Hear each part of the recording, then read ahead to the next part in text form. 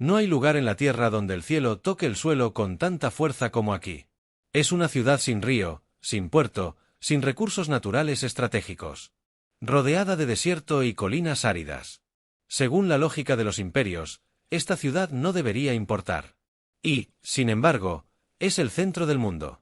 La han llamado Jerusalén, Aelia Capitolina, Al-Quds, Jerusalén.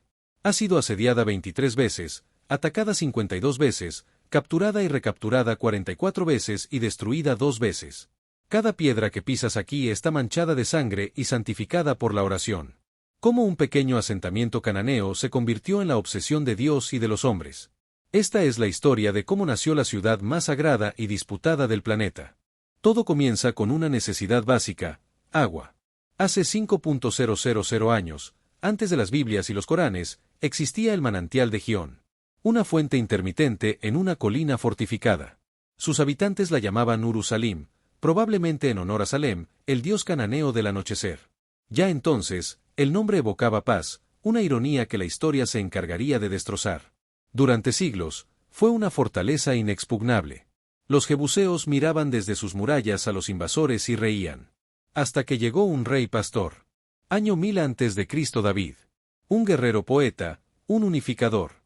David no conquistó la ciudad por la fuerza bruta, sino por la astucia, infiltrándose a través de los pozos de agua. Al tomarla, hizo algo políticamente brillante. No la eligió por su riqueza, sino porque no pertenecía a ninguna de las 12 tribus de Israel. Era terreno neutral. La convirtió en su capital política, pero necesitaba algo más. Necesitaba que fuera la capital de Dios. El hijo de David, Salomón, construyó la casa de Dios. El primer templo.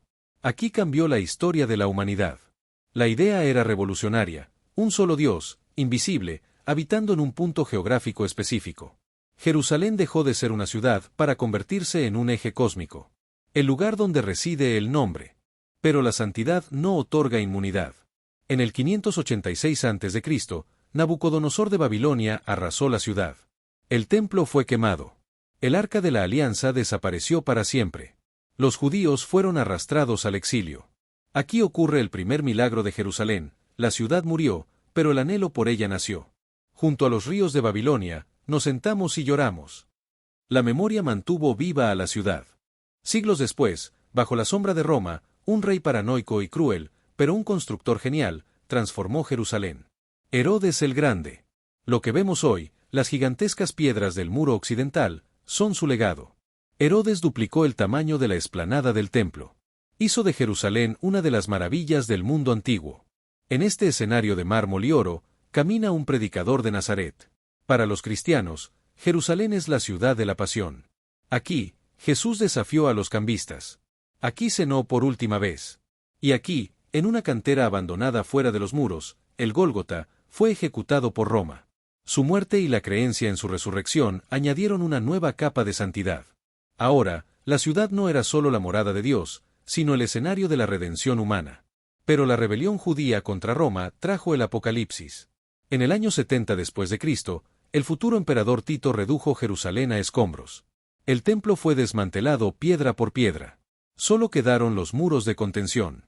Los romanos expulsaron a los judíos, renombraron la ciudad como Aelia Capitolina y construyeron un templo a Júpiter donde antes oraba el sumo sacerdote. Intentaron borrar a Jerusalén del mapa. Fracasaron. Siglo VII. El Islam emerge de los desiertos de Arabia. Para los musulmanes, Jerusalén no es una conquista más. Es Al-Quds, la Santa. Es el lugar hacia donde rezaban los primeros musulmanes antes de la Meca. Y es el escenario del Isra y Miraj, el viaje místico del profeta Mahoma. Desde la roca sagrada del monte Moriah, ascendió al cielo para encontrarse con los profetas anteriores. El califa Abd al-Malik construye la cúpula de la roca. No es una mezquita, es un relicario. Una joya arquitectónica diseñada para rivalizar con las iglesias cristianas y marcar el dominio del Islam sobre la ciudad de los profetas. Ahora, el horizonte de Jerusalén tenía su símbolo definitivo. Pero Europa no podía tolerar esto. En 1099, los cruzados llegaron para liberar el sepulcro de Cristo. Lo que siguió fue una de las masacres más atroces de la historia. Se dice que los caballos caminaban con sangre hasta los tobillos. Los cruzados gobernaron durante casi un siglo, convirtiendo la cúpula de la roca en una iglesia, hasta que Saladino recuperó la ciudad, devolviéndola al Islam pero permitiendo, con el tiempo, el retorno de judíos y peregrinos cristianos. Bajo el reinado de Solimán el Magnífico, en el siglo XVI, se construyen las murallas que hoy abrazan la ciudad vieja. Durante 400 años, bajo los otomanos, hubo una paz relativa, una tensa coexistencia. Pero el siglo XX trajo el nacionalismo. El despertar del sionismo judío y el nacionalismo árabe-palestino. Dos pueblos reclamando la misma tierra, la misma historia, las mismas piedras. En 1948, la guerra dividió la ciudad en dos, este y oeste. Alambres de púas atravesaban barrios. En 1967, Israel capturó la ciudad vieja. Por primera vez en 2.000 años, la soberanía judía regresaba al monte del templo. Pero el conflicto no terminó. Solo cambió de forma. Hoy, Jerusalén es una ciudad moderna con corazón antiguo. Un rompecabezas diplomático imposible. Es la ciudad donde el cristianismo, el judaísmo y el islam se superponen físicamente. El Muro de los Lamentos sostiene la explanada donde se alzan las mezquitas, y a pocos metros, el Santo Sepulcro vibra con cánticos. Dicen que hay dos Jerusalenes. La Jerusalén de arriba, la celestial, la ciudad de la paz perfecta. Y la Jerusalén de abajo, la terrenal, la ciudad de las cicatrices, el conflicto y la pasión humana. Tal vez, la tragedia y la belleza de este lugar es que intentamos forzar a la ciudad del cielo a encajar en la ciudad de la tierra. Mientras la humanidad busque a Dios, o busque significado, mirará hacia estas colinas.